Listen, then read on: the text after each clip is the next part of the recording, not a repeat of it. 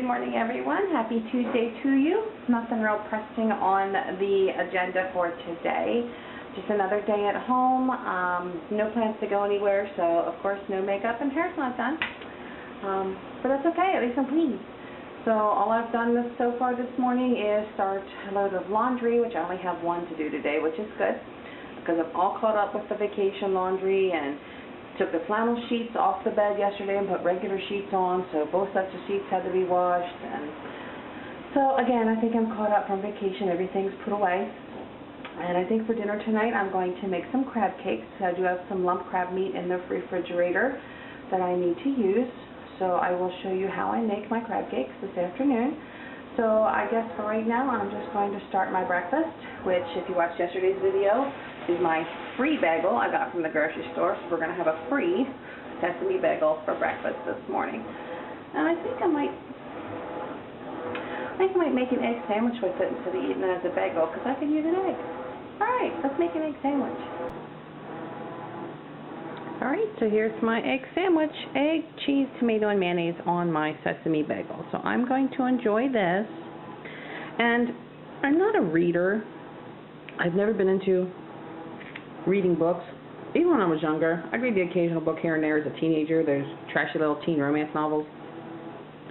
But I saw this book on Amazon, so I ordered it. So again, this is going to be a stretch for me since I don't normally read.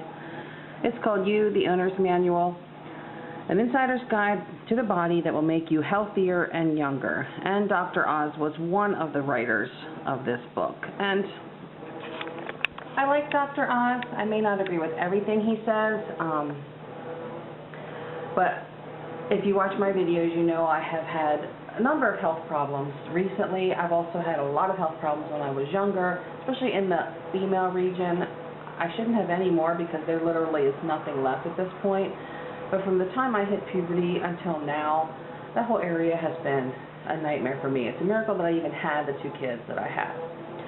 So now I have this nodule in my lung that they have to look at. Me, who's never even lit a cigarette her entire life, has a lump in her lung. So I'm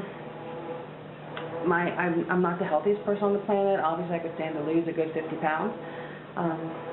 And I know I eat a lot of the wrong stuff, so I'm hoping this book isn't one of those books that's going to say you're doing every single thing in the world wrong.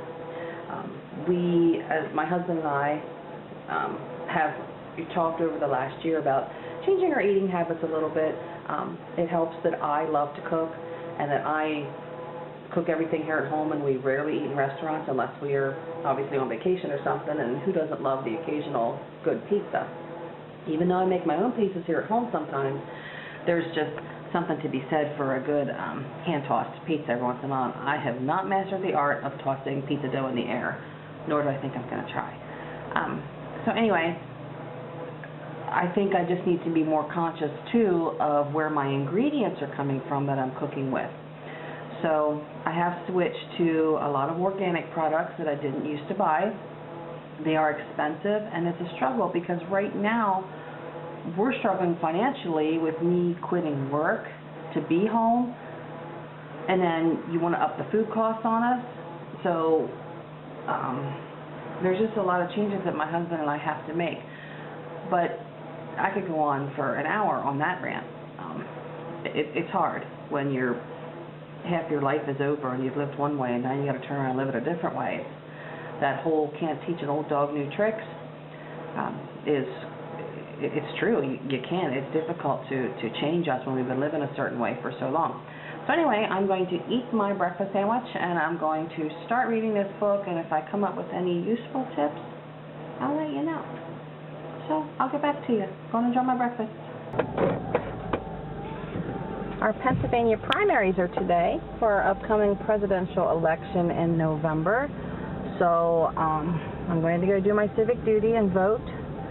If any of you are watching the news from around the world, you'll know that our election process is messed up and unfair and I think rigged. I don't believe in our American justice system, but I'm not going to say any more about that because I don't think social media is a place for religion and politics.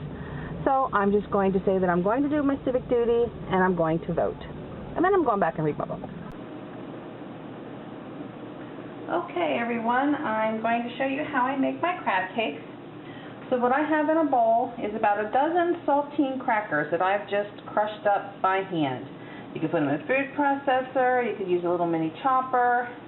I just use my fingers and crush them up very fine. So now to that, I'm going to add a couple ingredients and kind of make the base before I put the crab meat in. I don't measure, I just dump. So I'm going to add about 2 tablespoons of mayonnaise. And I use Dijon mustard, about a half a teaspoon. And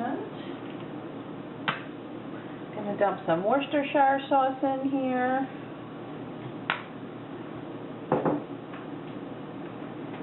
A little bit of salt. Don't need a lot of salt because we are going to be using seafood seasoning, and of course the crackers are salted. 1 egg, and the key ingredient, for those of you that live in the northeastern United States, you know what this stuff is. It is the ultimate in seafood seasoning.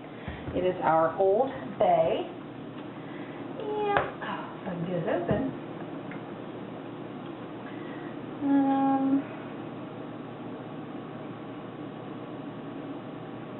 That looks good. Probably a half to a teaspoon of Old Bay. Now we're just going to mix this around. If you would like a little bit of spiciness to your crab cakes, you can always put in some cayenne pepper. My husband has issues with acid reflux and heartburn, so I gotta really be careful about how spicy I make stuff. So we're just going to mix that all nice and smooth. And then this is what we are going to add our crab meat to. To this, I'm going to add 1 pound of lump crab meat. I recommend that you use lump and not claw. Claw just falls apart too easily. It's too thin. I also think it's a stronger tasting crab meat. Now you want to be careful you don't break this up too much. You don't want your pieces to come apart. So you're just going to lightly fold just to make your crab meat wet with that base mixture that you just mixed up. The hardest part about crab cakes is getting them to stay together when you want to either bake them or fry them. Because it doesn't have a lot of filler, there's not a lot of ingredients there to bind them together. So what I usually do is I mix these up about an hour before I want to fry them. And I'm going to pop this back in the refrigerator. You can see everything's just kind of wet. I was careful not to break my pieces of crab meat up, so I still have some nice full pieces of meat in there. And I'm going to pop some plastic wrap on this. And we're going to put that in the refrigerator for about an hour. Just to kind of let things set up a little bit. Hopefully it stiffens up a bit. So I'll get back to you in an hour. Okay, my crab cake mixture has been in the fridge for about an hour. So what I'm doing now is I'm forming it into little patties. I'm going to dip it into just a little bit of breadcrumbs just to help hold it together. So this is what you have. I'm going to fry these. About 3 tablespoons of butter, about 4 to 5 minutes on each side until they get a nice crust.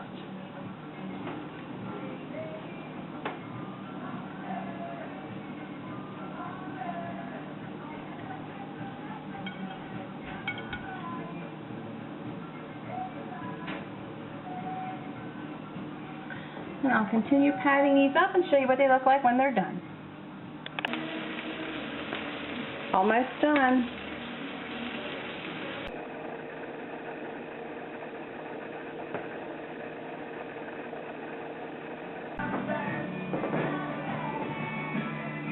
Pretty cute.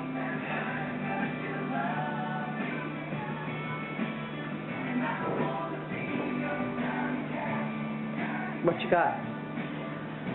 Pain. What'd you do it? Are you special? You're so special. You're so special. Hey, my crab cakes turned out scrumptious, so I'm all cleaned up. The dishes, that is, not myself, the dishes. Mike had his massage tonight, so he's feeling pretty good right now, relaxed. He went to bed. It's 9:45, I guess, so I'm just going to sit here and watch a couple YouTube videos, call it a night. And yeah, I guess that's about it. So I will see you another day. Good night.